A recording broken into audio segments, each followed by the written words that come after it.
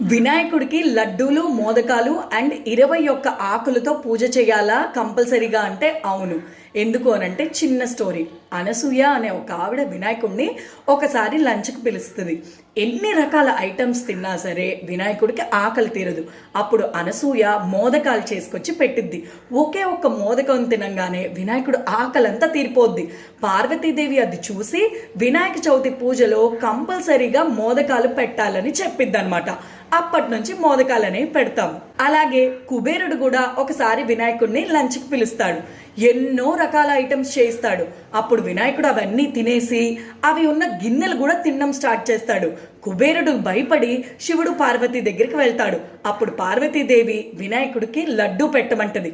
వెంటనే కుబేరుడు వచ్చి లడ్డు పెట్టగానే వినాయకుడు ఆకలంతా తీరిపోద్ది. ఇదనమాట లడ్డు అండ్ మోదకం స్టోరీ. ఇప్పుడు 21 ఆకులు ఎందుకు అనంటే 21 నామాలతో వినాయకుడిని పూజ చేస్తాం కాబట్టి 21 ఆకులు పెడతాం. అదొక రీజన్.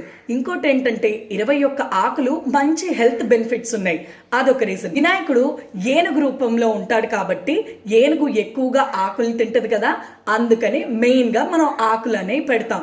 ఒకవేళ మీ దగ్గర 21 ఆకులు లేకపోయినా మీకు ఎన్ని దొరికితే అన్ని ఆకులతో వినాయకుడిని పూజ చేయొచ్చు. ఇప్పుడు అర్థమైంది కదా. ఎందుకు ఆలస్యం? ఈ రీల్ని తప్పకుండా మీ ఫ్రెండ్స్ అండ్ ఫ్యామిలీతో వినాయక చవితి వచ్చే ముందే షేర్ చేయండి. అన్ని రెడీ చేసుకోవాలి కదా.